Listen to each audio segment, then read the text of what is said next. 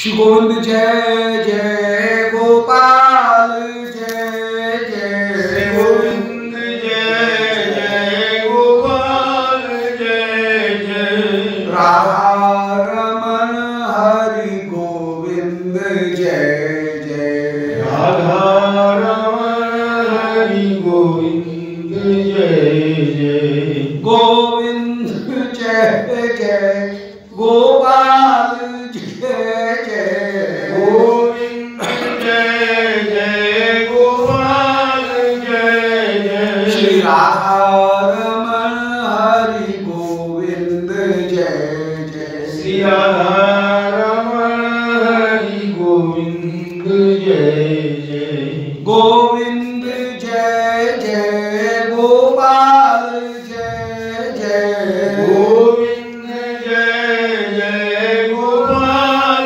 जय जय श्री राधा रमण हरि गोविंद जय जय श्री राधा रमण हरि गोविंद जय जय बोलो वृंदावन बिहारी लाल की जय।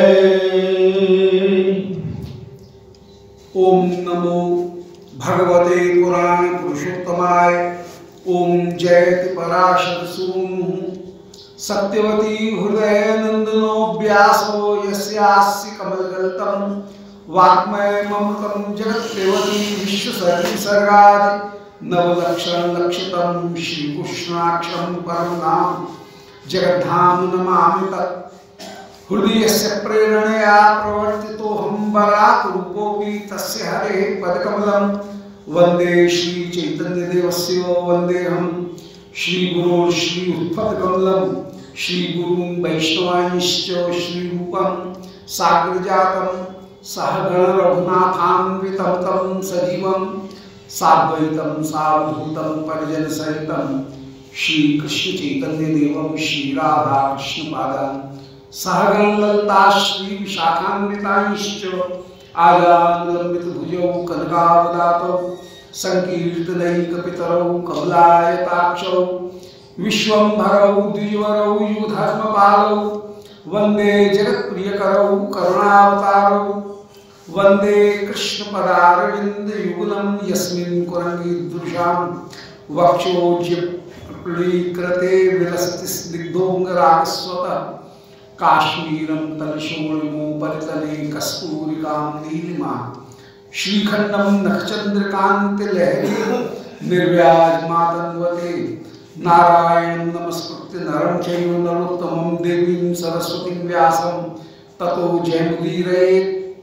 वाञ्छाकल्पतरुभ्यश्च कृपासिन्धुभ्यैव च पत्तानां पावनेभ्यो वैष्णवेभ्यो नमो नमः। हे श्री सनातन प्रभु करुणाम्बुराशि हे रूप दुर्गत जनैक दयावलोको हे भट्टयुग्म सुमते रघुनाथ दासो श्री जीव मे कुरुत मंद मते दयांद्रा चातुर्यं पचने गाने श्रीमद्भागवतस्य च प्रसिद्धं यस्य तं भट्ट रघुनाथ प्रभुं विश्वै। पुरुष वृंदावन बिहारी लाल की जय।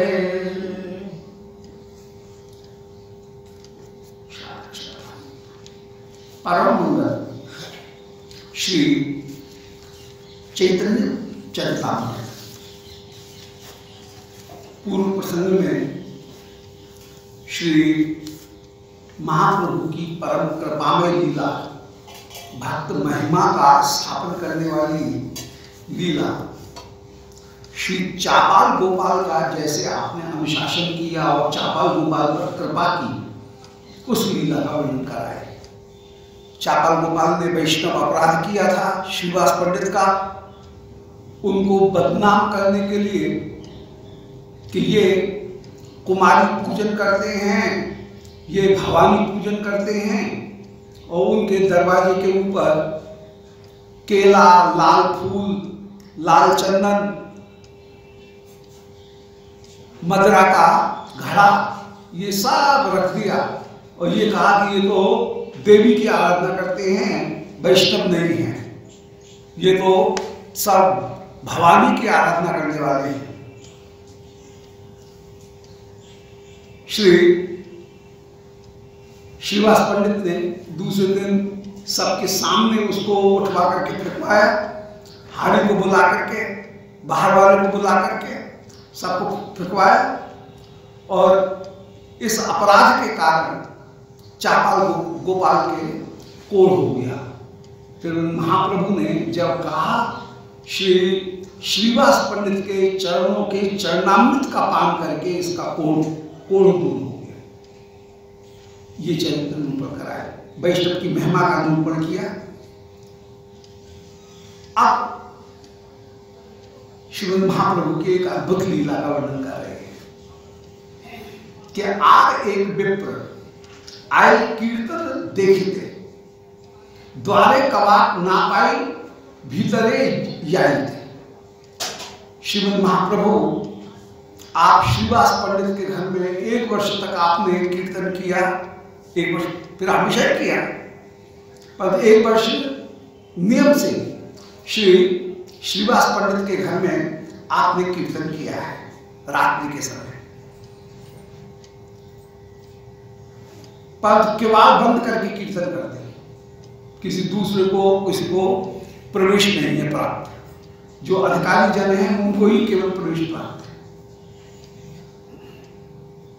अब ये कहे कि बड़ा सुंदर कीर्तन होता है, हम भी भीतर जाएं। तो एक कोई ब्राह्मण था, महाराष्ट्र ब्राह्मण, महाराष्ट्र का था, बड़ा कर्मकांड भी था, महाराष्ट्र ब्राह्मण। ये भी कीर्तन देखने के लिए आया और हट करने लगा, नहीं मैं तो भीतर जाऊंगा। द्वार बंद है, द्वार भी खटखटा रहा है, परंतु महाप्रभु के भक्तगणों ने इसको भीतर जाने की अनुमति नहीं दी।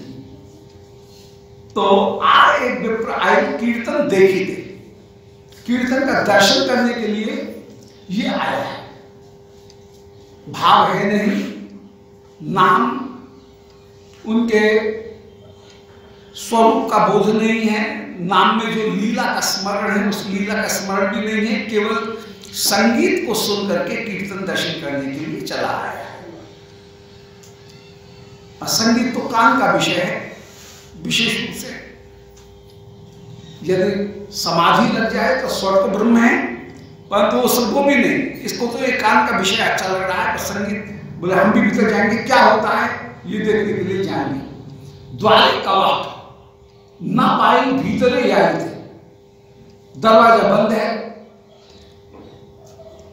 जो अधिकारी हैं उनको दरवाजा खोल करके अंदर आने की अनुमति है, फिर दरवाजा बंद हो जाए तो द्वारे कपाट, द्वार में बंद है, किवाड़ लगे हुए, न पाए भीतर आए थे, इसको रोक दिया जाए, भीतर जाने की अनुमति नहीं। भाई सबको भीतर जाने की अनुमति नहीं है। फिर गेला घर विप्र मन दुख पाया।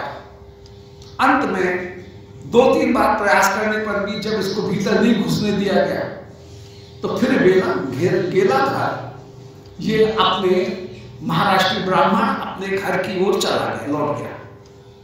मन में बड़ा दुखी हो रहा है कि हमको भीतर नहीं जाने दिया, हमारा अपमान कर दिया। आज दिन प्रभु कहे गंगाए लाभ पाए, दूसरे दिन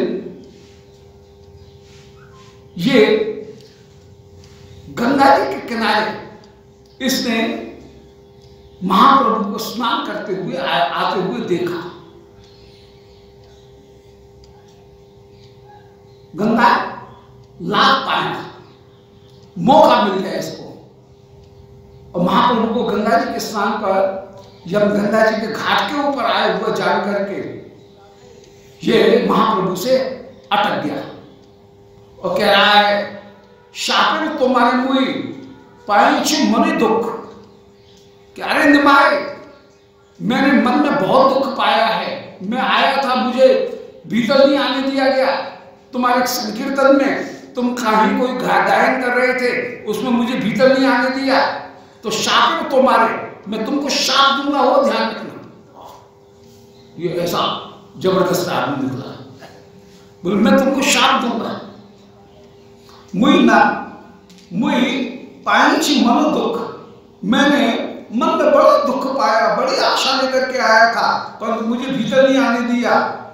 पैता छानिया शापे प्रचंड दुर्मुख। ऐसा क्रोधी ब्राह्मण, उसने पैता छीन लिया, अपना जनेऊ हाथ में लपेटा और जनेऊ को तोड़ करके शाप देने लगा।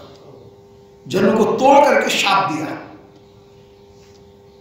कि तो पैता छीन लिया, यज्ञोपवीत जो है उसको तोड़ करके शापे प्रचंड दुर्मुख। ये दुर्मुख प्रचंड रूप से श्रीमद महाप्रभु को शाप देने लगा कि निमाय संसार सुख तुम्हारा है विनाश, तुम्हारा संसार सुख विनाश हो जाए, तुम्हारी गृहस्थी वो टूट जाए। महाप्रभु के संन्यास की लीला का यह प्रारंभ हो गया, संन्यास की लीला का उपोद्घात हो गया, प्रारंभ हो गया। निमाय तुम्हारा संसार सुख टूट जाए, संसार सुख तुम्हारा हो विनाश। शाप सुनी प्रभु चित्ते हरि उल्लास। इस शाप को सुनकर के प्रभु के चित्त में बड़ा भारी उल्लास हुआ कि चलो मेरा संसार छूट गया। महाप्रभु कह रहे भैया तेरे मुख में घी शक्कर बहुत बढ़िया, ऐसा ही हो जाए, मेरा संसार छूट जाए, कृष्ण मिले। ये संसार, ये शाप नहीं है, ये तो बल्कि आशीर्वाद है कि संसार से आसक्ति दूर हो जाए। इसने शाप दिया दुर्मुख संसार सुख तुम्हारा हो विनाश। शाप सुनी प्रभु चित्ते हरि उल्लास। श्री महाप्रभु के हृदय में अपूर्व उल्लास उत्पन्न हुआ। श्री कविराज गोस्वामी कह रहे हैं, प्रभु शाप वार्ता ये शुद्ध शुद्धावान। जो श्रद्धालु जन प्रभु की शाप वार्ता को श्रवण करेंगे, ब्रह्म शाप परित्राण, उनके ब्रह्म शाप से भी उनका परित्राण हो जाएगा। ये इसके महात्म्य को बता रहे हैं इस चरित्र को श्रवण करने से कि उनके ब्रह्म शाप तक का परित्राण हो जाएगा। अब श्रीमद् महाप्रभु की एक युवा अवस्था की और एक लीला का वर्णन कर रहे हैं कि मुकुंद दत्ते कैल दंड प्रसाद खंडिल तहार चित्ते सब अवसाद। श्री मुकुंद दत्त, उन मुकुंद दत्त, इनके ऊपर भी श्री महाप्रभु ने कृपा की और इनके दुख के संपूर्ण दुख का निवारण किया है। श्रीमद् महाप्रभु जिस समय सप्त प्रहरिया कीर्तन में विराजमान हैं, सबके ऊपर कृपा कर रहे हैं। एक को बुला करके, नाम ले करके बुलाने, उसको बुलाओ, वो मुझे प्रणाम करे, मेरी कृपा प्राप्त करे, और सबको बुला रहे हैं। और मुकुंद दत्त बाहर दरवाजे पर खड़े हैं, विचार कर रहे हैं मेरा नाम अब आए, अब बोले प्रभु, अब मेरा नाम ले, अब मैं जाऊं उनके चरणों का स्पर्श करूं। परंतु महाप्रभु श्री मुकुंद दत्त का नाम नहीं ले रहे हैं। श्री मुकुंद दत्त बार बार पूछ रहे हैं श्री श्रीवास पंडित से कि मेरा नाम लिया क्या? बोले अभी तो नहीं लिया है। बोले इतने की याद दिला दो। श्री श्रीवास पंडित उन्होंने 2-3 बार याद भी दिलाया, मुकुंद दत्त महाप्रभु उपेक्षा कर जाए, कोई जवाब भी नहीं दे।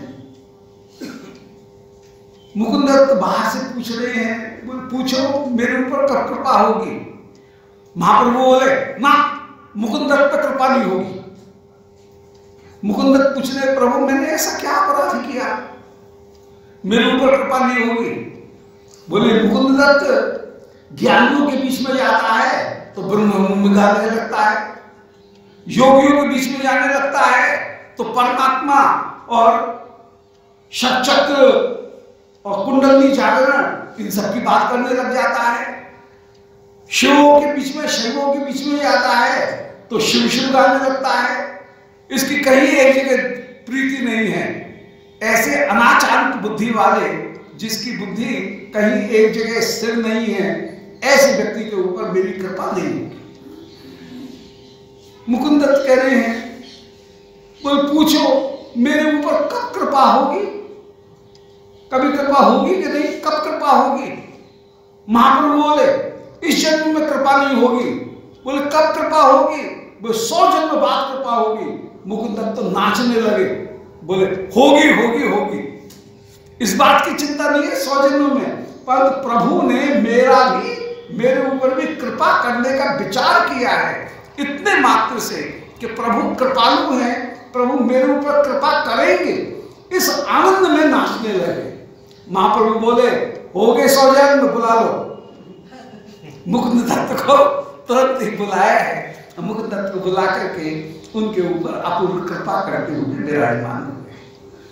तो उसी चरित्र का जिसका श्री कविराज गोस्वामी जी ने वर्णन किया है, वो श्री वृंदावन दास जी ने चैतन्य भागवत में वर्णन किया, उसी चरित्र का वर्णन कर रहे हैं कि मुकुंद दत्त कई दंड प्रसाद। श्री मुकुंद दत्त जो है उनको पहले दंड दिया और दंड देकर के उनको नहीं बुलाया, सबको बुला रहे हैं, उनकी उपेक्षा कर रहे हैं, कह रहे हैं नहीं तेरे ऊपर कृपा नहीं होगी, और फिर प्रसाद उनके ऊपर कृपा कर रहे हैं। खंडित हाथ चित्ते सब अवसाद, और इस बहाने साधकों को ये उपदेश प्रदान कर रहे हैं कि भाई अपनी एक जगह कहीं निष्ठा जरूर रखना, अपमान किसी देवता का मत करो, परंतु निष्ठा सिर जो बेचना है वो एक चरणों में बेचना है और कहीं नहीं बेचना है। अपना सिर एक जगह, सारे जितने भी अवतार सबको प्रणाम, अवतार तो बहुत दूर की बात है, अवतार तो ठाकुर जी के ही हैं, परंतु अन्य जितने भी देवता हैं उनको भी प्रणाम। जब सामान्य वैष्णव को भी प्रणाम करते हैं, अपने से उम्र में कोई बड़ा हो, पद में जरा सा बड़ा हो, उसको व्यवहार में भी प्रणाम करते हैं, तो फिर किसी देवता जो कि स्वरूपता है भगवान की किसी विभूति को धारण किए हुए हैं, उनका तो अपमान करने का प्रश्न ही नहीं है, परंतु अपना सिर जो बेचना है वो एक जगह बेचना है। गंगा के गंगादास, यमुना के यमुनादास, ये बात नहीं चलेगी। सिर एक जगह बेचना है, आश्रय जो लेना है वो एक का लेना है, परंतु समय समय पर सबको जो समय आया उसके ऊपर सबको यदि समादर किया भी जाए, थोड़ा बहुत समादर कर दिया गया ऊपरी तरह से, तो भी कोई दोष की बात नहीं है। निष्ठा अपनी एक ही जगह है। जैसे बालक में ही पूर्णतः निष्ठा है, परंतु बालक के जन्मदिन के अवसर पर, कोई विशेष अवसर पर, फिर वैदिक विधि से भी उसको अन्नप्राशन कराया जाएगा, उसको जन्मदिन आदि के अवसर पर या विशेष अवसर पर मंत्र के द्वारा भी अभिषेक कराया जाएगा।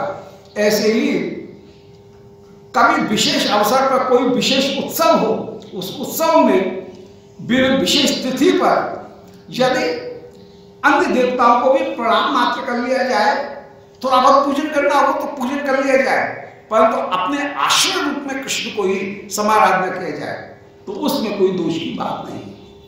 तो ये महाप्रभु ने जगत को शिक्षा प्रदान की कि अनन्य निष्ठा धारण करना। जब निष्ठा अत्यंत दृढ़ हो जाएगी तब एक स्थिति बनेगी कि फिर अन्य देवताओं की तिथि भी निकलेगी तो निकल जाए, फिर कोई परवाह नहीं। जब तक बहिर्ज्ञान है तब तक अमुक अमुक अवसर पर भाई अन्य देवता जो हैं उनको भी भगवत विभूति समझ करके प्रणाम कर लिया। गणेश चौथ आई तो गणेश जी को भी प्रणाम है, और शिव चतुर्दशी आई तो महादेव बाबा के ऊपर भी जाकर के लोटा पानी चढ़ा देंगे, कोई बात नहीं। परंतु जब अत्यंत दृढ़ निष्ठा हो जाएगी उस समय फिर किसी देवता की अवहेलना किसी की नहीं, मन में अवहेलना किसी की नहीं, परंतु छूट रहा है पूजन तो छूट जाए तो छूट जाए, उसका आग्रह नहीं। ये भक्त का क्रम है। तो ये आपने मानो मुकुंद दत्त के माध्यम से जगत को शिक्षा प्रदान की है। आचार्य गोसाई प्रभु करे गुरु भक्ति, ताहाते आचार्य बड़ होय दुख मति। अब श्री महाप्रभु की एक लीला उसको दिखा रहे हैं, यौवन की ही एक लीला दिखा रहे हैं। श्री महाप्रभु निमाई पंडित श्री अद्वैताचार्य के प्रति बड़ा आदर करते हैं। अद्वैताचार्य बड़े भी हैं, 52 वर्ष बड़े हैं महाप्रभु से, बहुत बहुत बड़े। फिर सारे शास्त्रों को जानने वाले हैं, वैद्यक हो, ज्योतिष हो, तंत्र शास्त्र हो, झाड़ फूक हो, कोई और दूसरा काम हो, सारे काम ये सब जाने। कोई भी समस्या आए दौड़ करके इनके पास में दुनिया पहुंचे। श्री शची माँ भी दौड़ करके श्री अद्वैताचार्य के पास में पहुंचे कि ये समस्या आई है, व्यवहार की, इसको कैसे निभाएं। तो व्यवहार में, परमार्थ में, सब में, सारे शास्त्रों में ये परम निष्णात, बड़े बूढ़े हैं, बड़ा अनुभवी भी हैं। तो आचार्य गोस्वामी करे गुरु भक्ति। श्रीमद् महाप्रभु भी आचार्य गोस्वामी को, श्री अद्वैताचार्य, इनके प्रति आदर का भाव रखें और इनके प्रति गुरुजनों जैसी भक्ति ही करें। श्रीमद् महाप्रभु माने इनको प्रणाम करना, बड़ों को जैसे आदर दिया जाता है, अभिवादन शीलस्य नित्यम वृद्धो सेविना, वो श्री महाप्रभु पूरी तरह से इनको अपना है। पर महाप्रभु जब इनको प्रणाम करें तो ताहते आचार्य बड़ा हो दुख मत है। श्री आचार्य को बड़ा दुख हो कि जगत के ईश्वर होकर के वो ये मुझे प्रणाम कर रहे हैं, मैं तो इनका अंश हूं, ऐसा विचार करके मन ही मन में बड़े दुख हो रहे हैं। कहा कि महाराज आप मुझे प्रणाम मत किया करो। वाह, ये तो हमारा अधिकार है, हम कैसे छोड़ देंगे, आप बड़े हो, हम आपको प्रणाम करेंगे, माने नहीं। महाप्रभु तब श्री अद्वैताचार्य ने एक दिन एक उपाय सोचा। ये योग वासिष्ठ उसका पाठ कर रहे थे, श्रवण करा रहे थे। योग वासिष्ठ के श्रवण कराते समय महाप्रभु भी इनकी सभा में पहुंच गए। महाप्रभु के सामने भंगी कौरी ज्ञान मार्ग कौरिल व्याख्यान, जानबूझ करके इन्होंने ज्ञान मार्ग की व्याख्या की और ये विरुद्ध बात कहने लगे कि सब कुछ ब्रह्म है, मैं भी ब्रह्म हूं, मैं ही सब कुछ होकर के विराजमान हूं। महाप्रभु को अच्छा नहीं लगे और जब ये कहने लगे कि जो निर्गुण निराकार ब्रह्म है वही कहीं माया से सम्मिलित होकर के ईश्वर बन गया, महाप्रभु के कान में महाप्रभु ने उंगली दी, बोले नहीं ऐसा नहीं है, बोले नहीं ऐसा ही है। तो भंगी कौरे ज्ञान मार्ग कौरे व्याख्यान, एकमात्र ब्रह्म ही सत्य है, वो ही परम तत्व है। कूटस्थ रूप में वो ब्रह्म निर्गुण निराकार होकर के विराजमान, सगुण वगुण कुछ नहीं है। ऐसे जान पूछ करके जब व्याख्यान कर रहे हैं, महाप्रभु एकदम गुस्सा में लाल पीले हो गए, क्रोधावेश आ गया और क्रोधावेश आकर के प्रभु तारे कई अवजान। महाप्रभु ने इनकी अवज्ञा की, बोले बुढ़े चुप होता है, ऐसा कहकर के अवज्ञा कर रहे कि नाहा ये बूढ़े चुप हो जा, चुप हो जा, आगे मत बोलना। भगवत निंदा, ईश्वर की जो सगुण स्वरूप है उसकी निंदा मत करना। और ये विचार कर रहे हैं, ये बढ़िया मौका है महाप्रभु के दंड को प्राप्त करने के लिए। चाह रहे थे कि महाप्रभु किसी तरह से मुझे दंड प्रदान कर, उस दंड को प्राप्त करना चाह रहे थे। तो क्रोधावेश प्रभुता ने कर कई अवज्ञा, पर ये नहीं माने। तो महाप्रभु जबरदस्ती इनके ऊपर पड़ गए, पहुंच गए और पहुंच करके हाथ पकड़ करके और इनको नीचे पटक दिया और छाती के ऊपर बैठ गए हैं और मुक्का मारे हैं। बोल ब्रह्म बड़ा, कृष्ण बड़े हैं कि नहीं, भक्ति बड़ी है कि नहीं, ज्ञान की बात मत करना, भक्ति ही बड़ी है, ज्ञान बड़ा नहीं है, ऐसा कहकर मार रहे हैं। बोले नहीं ज्ञान बड़ा है, फिर और मारे, फिर बोले नहीं ज्ञान बड़ा है, फिर और मार। जब खूब मार लिया, दाढ़ी बाढ़ी सब खींचने लगे, बाल खींचने लगे, नोचने लगे। बोले जब तक मानेगा नहीं तब तक नहीं छोड़ूंगा। अरे नाड़ा, ऐसे कहकर के बार बार मार रहे हैं। बोले अरे बुढ़े को क्या मार ही देगा क्या, अब तो छोड़ दे, जा, भक्ति ही बड़ी है, कृष्ण चरण वो ही बड़े हैं। तब महाप्रभु ने इनको छोड़ा। और इस तरह से श्री अद्वैताचार्य ने जानबूझ करके महाप्रभु के अनुशासन और महाप्रभु के दंड को प्राप्त किया। केवल अनुशासन ही नहीं बल्कि दंड को भी प्राप्त किया। दंड प्राप्त करने के लिए बड़े तरस रहे थे। ये प्रभु का दंड मिले यह बड़े भाग्य की बात है। और श्री अद्वैताचार्य सर्वदा उनका ये स्वभाव है कि दंड प्राप्त, जब जब भी दंड प्राप्त हुआ उस समय अद्वैताचार्य परम परम प्रसन्न हुए। श्री नित्यानंद प्रभु उनके भी दंड को श्री महाप्रभु ने, श्री अद्वैताचार्य ने स्वीकार किया। अद्वैताचार्य के यहाँ पर महाप्रभु जिस समय प्रथम दिन भिक्षा प्राप्त करने के लिए आए, श्री नित्यानंद प्रभु महाप्रभु विराजमान हैं और अद्वैताचार्य भोजन करा रहे हैं। और नित्यानंद प्रभु पर्याप्त मात्रा में भोजन कर चुके हैं, परंतु कृपा प्राप्त करना चाह रहे हैं। अद्वैताचार्य कृपा प्राप्त करना चाह रहे हैं। तो नित्यानंद प्रभु अद्वैताचार्य से कह रहे हैं कि तुमने हमको निमंत्रण दिया है, पेट भर के भोजन भी नहीं कराओगे क्या? अभी तो हमारा आधा पेट भी नहीं भरा है, खूब पेट भर के भोजन कर लिया है, बोले आधा पेट भी नहीं भरा है। और अद्वैताचार्य कह रहे हैं भैया मैंने तो बड़ी गलती की, मुझे क्या पता कि इनने ये जो सन्यास वेश धारण किया है ये केवल खाने के लिए धारण किया है। गरीब ब्राह्मण के यहाँ पे आए हो, ब्राह्मण को क्या लूट करके ही मानोगे? कभी तो मना करो, इतना खा लिया अभी भी मना नहीं कर रहे हो। बोले वाह, जब तुमको खिलाने की इच्छा नहीं थी तो नौता क्यों दिया? और खिला करके आप टोक रहे हो कि तुम इतना तो खा चुके हो, फिर भी क्यों कर रहे हो? ऐसी हंसी हो रही है दोनों में।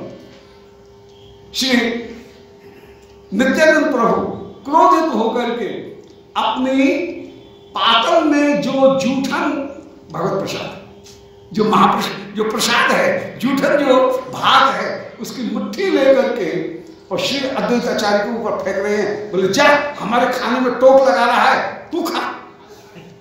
ऐसा जूठन उठा करके मुट्ठी भर चावल अद्वैताचार्य के मुंह पे मारे हैं। बोले खा ले तू, हमारे भोजन को टोक रहा है, हम तो भूखे भूखे रह गए, ऐसा कह रहे हैं। और उस समय श्री सीता ठाकुरानी, उनको सीता देवी जी को, श्री अद्वैताचार्य की जो पत्नी है, उनको बहुत बुरा लगा। हंसी करते करते ये क्या कर रहे हो आप, इसमें अभी चर्चा हो रही थी और ये तो ये छीना झपटी और ये ऐसे जूठन फैला रहे हो सब जगह, सारे भंडार में भी जूठन फैल गई, सब जगह फैल गई, उच्छिष्ट, ये उच्छिष्ट सब जगह डाल रहे हो, ये क्या? तो थोड़ा सा उनको उनका मुख की मुद्रा बदली। उस समय श्री अद्वैताचार्य श्री सीता ठाकुरानी जी से कह रहे हैं, बोले अरे बाबरे, श्री नित्यानंद प्रभु की ये कृपा कहां मिले, इसका बुरा मत मान, ये तो बड़ी भारी कृपा है। आज इनकी उच्छिष्ट प्रसाद, उच्छिष्ट कणिका हमारे घर में पड़ी, हमारा घर संपत्ति से युक्त होकर के विराजमान हुआ। बोले निताय चाँद की जय। ऐसे नित्यानंद प्रभु श्री नित्यानंद चंद्र, उनकी अपूर्व महिमा, उनका गायन किया श्री अद्वैताचार्य ने। ऐसे अपूर्व कृपा करते हुए विराजमान कि आज इनके कणिका हमारे घर में पड़े, आज हमारा घर परम परम धन का, संपत्ति का स्थान होकर के विराजमान। तो अद्वैताचार्य की ये बड़ी कृपा कि वे बहाने से श्री महाप्रभु की, श्री नित्यानंद प्रभु इनकी कृपा, इनके दंड, इनको स्वीकार करें। और श्री गुरुजन श्रीमद प्रभु यदि कभी दंड दें तो वो दंड अपूर्व अपूर्व सौभाग्य है।